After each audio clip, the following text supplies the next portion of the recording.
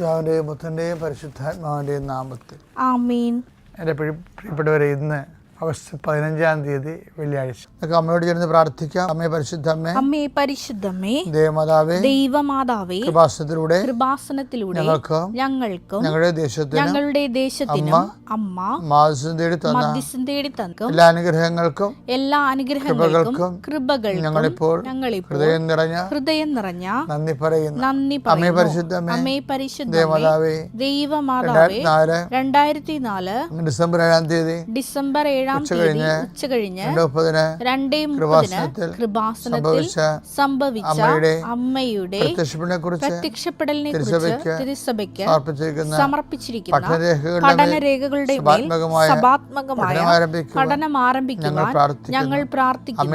അമ്മേ പരിശുദ്ധമേ, ഭൂസ്വർലോകങ്ങളുടെ രാജ്ഞിയായ അങ്ങേയ്ക്ക് ഭൗമ സംരക്ഷണത്തിനായി പ്രപഞ്ച പ്രകൃതിയെ തന്നെ തിരുസഭ പ്രതിഷ്ഠിക്കുവാൻ ഈ പ്രത്യക്ഷീകരണം വഴി ഇടയാക്കണമേ. പരിശുദ്ധമ്മേ, ജപമാല മാതാവേ, സകല കൃപാസനം പ്രാർത്ഥനകളോടും ചേർത്ത് ഞങ്ങളിപ്പോൾ പ്രാർത്ഥിക്കുന്ന ഈ കുടുംബത്തിന്റെ പ്രത്യേക നിയോഗം. മക്കളെ,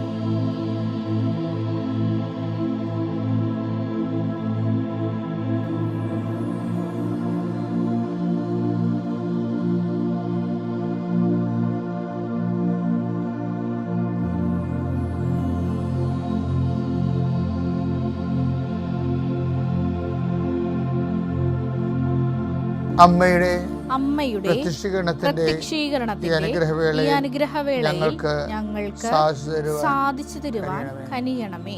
വിശ്വാസ പ്രമാണം. സർവശക്തനായ പിതാവും ആകാശത്തിന്റെയും ഭൂമിയുടെയും സൃഷ്ടാവുമായ ദൈവത്തിൽ ഞാൻ വിശ്വസിക്കുന്നു. അവിടുത്തെ ഏകപുത്രനും ഞങ്ങളുടെ കർത്താവുമായ ഈശോമിശിഹായിലും ഞാൻ വിശ്വസിക്കുന്നു.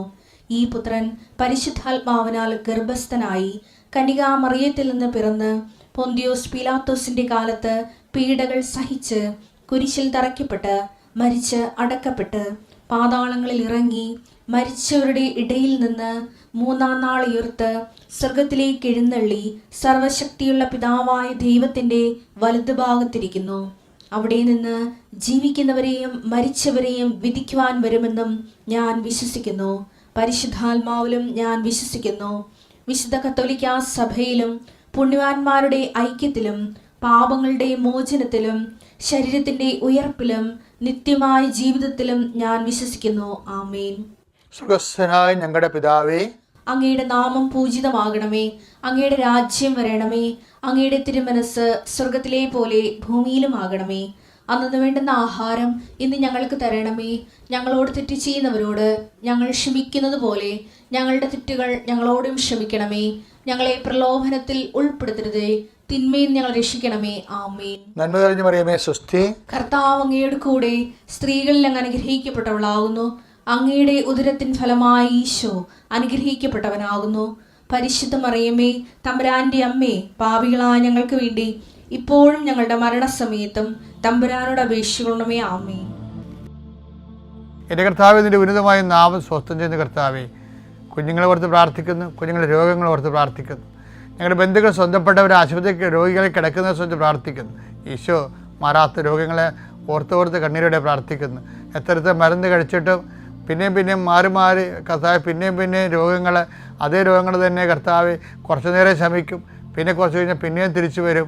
എന്തിനാണെന്ന് അറിയാൻ പാടില്ലാതെ മനസ്സ് കലങ്ങി ഇടിഞ്ഞു പോയവർ കർത്താവിൻ്റെ രക്തത്താൽ യേശുക്രിസ്തു നാമത്തിൽ ഈ നിമിഷം സൗഖ്യം പ്രാപിക്കട്ടെ എന്ന് പ്രാർത്ഥിക്കുന്നു. ഈശോ കടകമ്പോളങ്ങൾ നടത്തുന്നവർ, ചെറിയ വ്യാപാര വ്യവസായങ്ങൾ നടത്തുന്നവർ, അതുകൊണ്ട് കുഞ്ഞുങ്ങളെ പഠിപ്പിക്കുന്നവരും കുടുംബം പോറ്റുന്നവരും അവർക്കുണ്ടാകുന്ന തടസ്സങ്ങൾ യേശുവിൻ്റെ നാമത്തിൽ ഞാൻ ബന്ധിക്കുന്നു.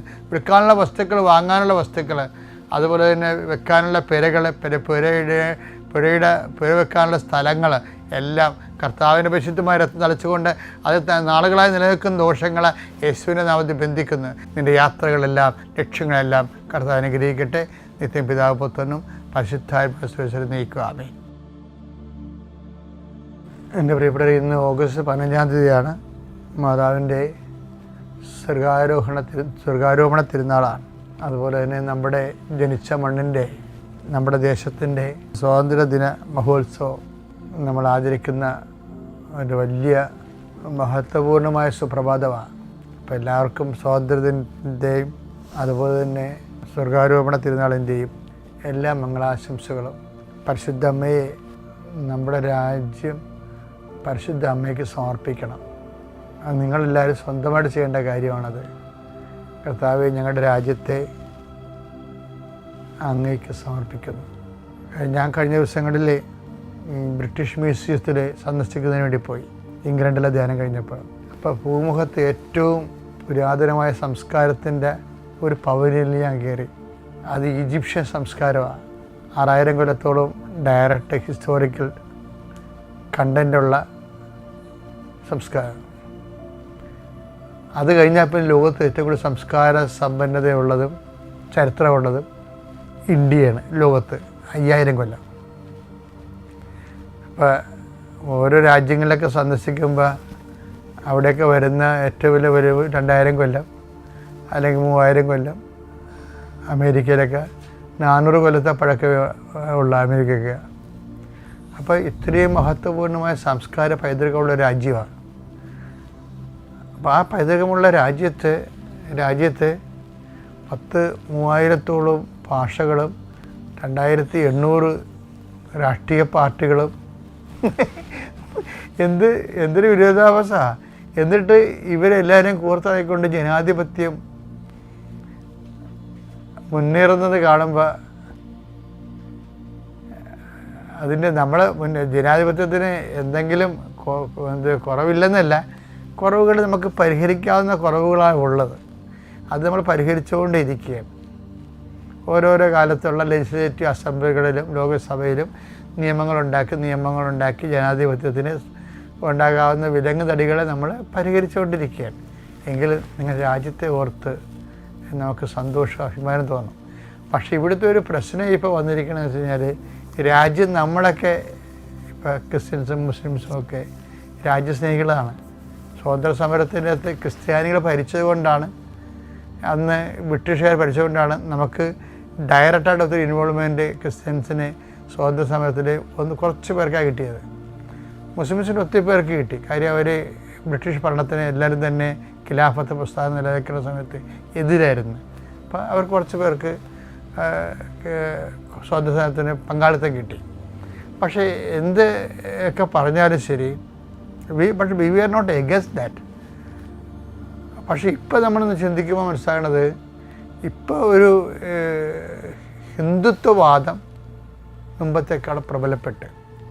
ഇപ്പം നമ്മൾ രാജ്യത്തിനെ സ്നേഹിക്കണമെന്ന് പറഞ്ഞാലും ഇവിടുത്തെ കുറേ ഭാഗം, എല്ലാവരും അല്ല, ഒരു ന്യൂനപക്ഷ ഹിന്ദുത്വം വർഗീയതയുള്ളവർ അംഗീകരിക്കത്തില്ല. നിങ്ങൾ ക്രിസ്ത്യൻസ് അല്ല, നിങ്ങൾ ക്രിസ്ത്യൻസാണ്, നിങ്ങൾ രാജ്യത്തിൻ്റെ ആൾക്കാരല്ലെന്ന് പറയും. അതുപോലെ നിങ്ങൾ മുസ്ലിംസാണ്, നിങ്ങൾ രാജ്യത്തിൻ്റെ ആൾക്കാരല്ലെന്ന് പറയും. അപ്പം നിങ്ങളൊന്നും ഞങ്ങളുടെ രാജ്യം നന്നാക്കണ്ട പറയും. പക്ഷേ നമ്മൾ അങ്ങനെ നോക്കിയിട്ട് ഹിന്ദുവാണോ മുസ്ലിമാണോ നോക്കിയിട്ടല്ല മിഷണറിമാർ ഈ രാജ്യത്ത് നന്നാക്കിയത്. ഇന്ത്യൻ ഹിസ്റ്ററി അസോസിയേഷൻ സ്ഥാപിച്ച ഒരു ഫാദറാണ്, പ്രീസ്റ്റ് അല്ലേ. ഇതുപോലെ ഓരോ കാര്യങ്ങളും ഇന്ത്യയിൽ 10 കൊള്ളാവുന്ന കോളേജ് എല്ലാം നടത്തുന്നത് ക്രിസ്ത്യൻ മിഷണറിമാരാണ് ഇന്ത്യയിൽ. ഈ വിദ്യാഭ്യാസ മേഖലയിലും ഉന്നത വിദ്യാഭ്യാസ മേഖലയിലും നമ്മൾ കാഴ്ചവെച്ച ഒരു ചരിത്രവും സംസ്കാരവും ഒക്കെ ഉണ്ടല്ലോ. കർത്താവ് പറഞ്ഞിട്ടുണ്ട് 8:32 സത്യം നിങ്ങൾ അറിയുകയും സത്യം നിങ്ങളെ സ്വതന്ത്രമാക്കുകയും ചെയ്യും. ഇപ്പോൾ രാഷ്ട്രീയ സ്വാതന്ത്ര്യത്തിൻ്റെ അപ്പുറത്ത് യേശുക്രിസ്തുവിനെ അറിയുന്നതാണ് സ്വാതന്ത്ര്യം എന്ന് പറയുന്നത്. അപ്പോൾ യേശുക്രിസ്തുവിനെ അറിയണമെങ്കിൽ ഒരു മതത്തിൻ്റെ ഭാഗമാകണമെന്നല്ല ഞങ്ങൾ പറയുന്നില്ല. യേശുക്രിസ്തുവിനെ എല്ലാവരും അറിയാൻ, അത് യേശുക്രിസ്തു ജനത്തിൻ്റെ പൊതുസ്വത്താണ്. ആ പൊതുസ്വത്തിനെക്കുറിച്ചും അതിൻ്റെ ആനുകൂല്യങ്ങളെക്കുറിച്ചും അറിയാണ്ടിരിക്കരുത് ആരും. അതിനാണ് യേശു സഭ സ്ഥാപിച്ചത്. യോഹന്നാൻ 8:32 നിങ്ങൾ സത്യം അറിയുകയും സത്യം നിങ്ങളെ സ്വതന്ത്രരാക്കുകയും ചെയ്യും. ഇന്ത്യക്ക് സ്വാതന്ത്ര്യത്തെക്കുറിച്ച് പറയുമ്പോൾ വിദ്യാഭ്യാസമല്ല സ്വാതന്ത്ര്യം ഉണ്ടാക്കുന്നത്. വിദ്യാഭ്യാസം ഇല്ലെങ്കിലും ഇന്ന് സ്വാതന്ത്ര്യം കിട്ടാത്ത ആൾക്കാരില്ലേ? ഇപ്പോൾ ഓരോരോ എന്താണ് നോർത്ത് ഈസ്റ്റിൽ എന്ന് കഴിഞ്ഞാൽ പിന്നെ വനങ്ങളിൽ താമസിക്കുന്നവർ, അതുപോലെ തന്നെ മലകളിൽ താമസിക്കുന്ന ഗിരിവർഗ്ഗക്കാർ, അപ്പം അങ്ങനെയുള്ള ആൾക്കാരൊക്കെ ശരിക്കും പറഞ്ഞാൽ സ്വാതന്ത്ര്യം കിട്ടിയ അവർക്ക് അറിയത്തില്ല എന്താ കാര്യം, അവർക്ക് വിദ്യാഭ്യാസം ഇല്ല. അങ്ങനെയുള്ളവർക്ക് വിദ്യാഭ്യാസം കൊടുത്താലുള്ള അവസ്ഥ എന്താണ്? നാഗാലാൻഡൊക്കെ പോയി വിദ്യാഭ്യാസം കൊടുത്തിട്ട് എത്ര അച്ഛന്മാരാണ് മരിച്ചതെന്നറിയാവോ? എത്ര മിഷണറീസാണ് മരിച്ചതെന്നറിയാവോ? കാര്യം അവർ ഏറ്റവും വലിയ അധികാരി എന്ന് പറയണത് ഏറ്റവും കൂടുതൽ ആൾക്കാരെ കൊന്നിട്ട് അവിടെ തലയോട്ടി മാലയായിട്ട് കെട്ടിക്കൊണ്ട് നടക്കുന്ന ആൾക്കാരാണ്. അതായിരുന്നു ഇന്ത്യ.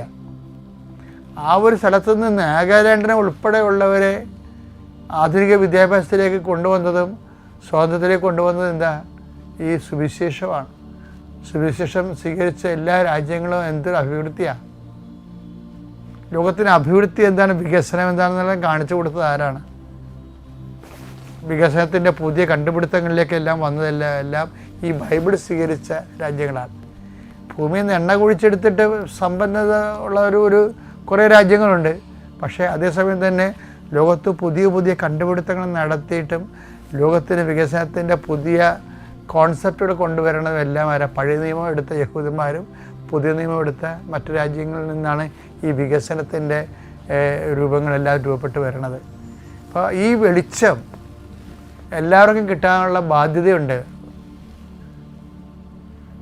വെളിച്ചം നമ്മൾ അടച്ചുപൂട്ടിയും പെട്ടിട ഈശോ പറഞ്ഞു ലോകം മുഴുവനും നിങ്ങൾ പോകണം.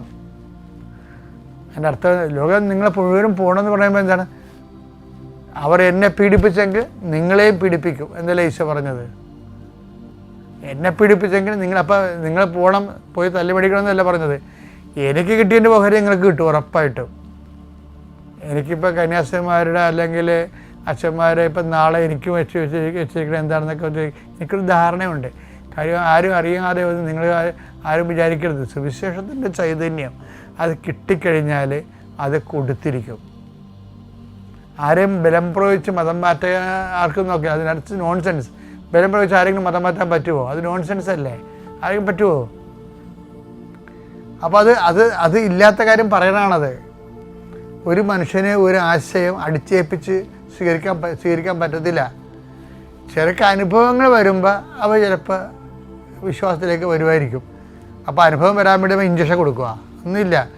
നമ്മളവിടെ പറഞ്ഞിരിക്കണം അതല്ല, കർത്താവ് ദൈവസ്നേഹമാണെന്ന് പറയണം. അത് നമ്മളെവിടെയും പറയും. പെടൽ കണ്ടിച്ചാലും പറയും, ഏത് നരകത്തിൽ ചെന്നാലും പറയും ദൈവസ്നേഹമാണ്, നിങ്ങളുടെ സ്നേഹത്തോടെ ജീവിക്കണം.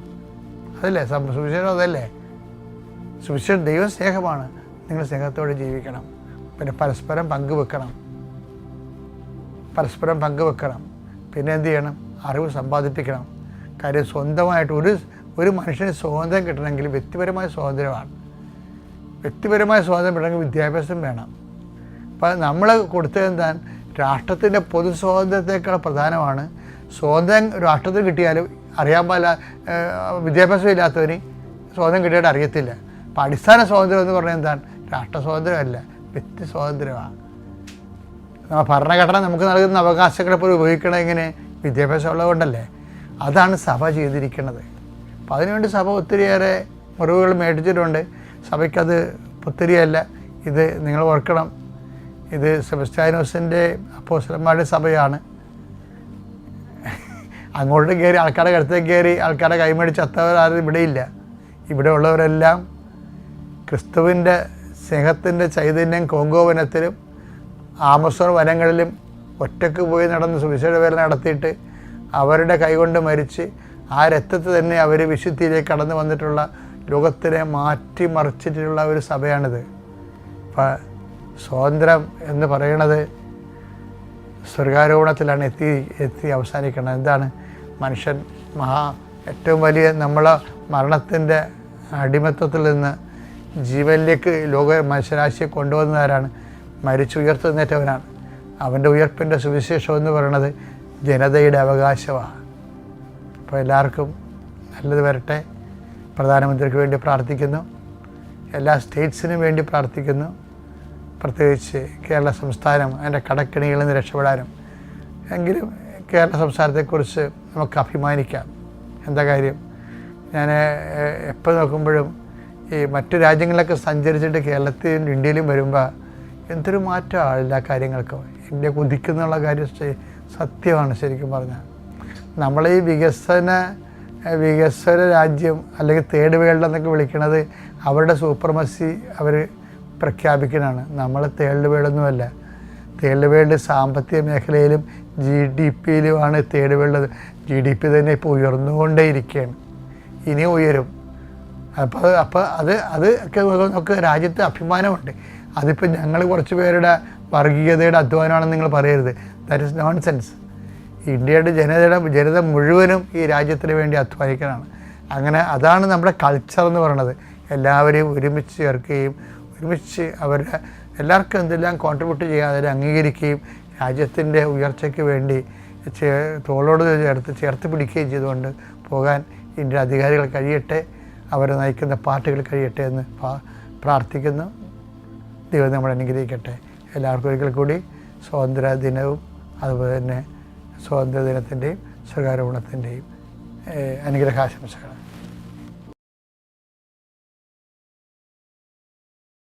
അത്യപൂർവ ദൈവാനുഭവങ്ങൾ ഇനി നിങ്ങൾക്കും സ്വന്തം.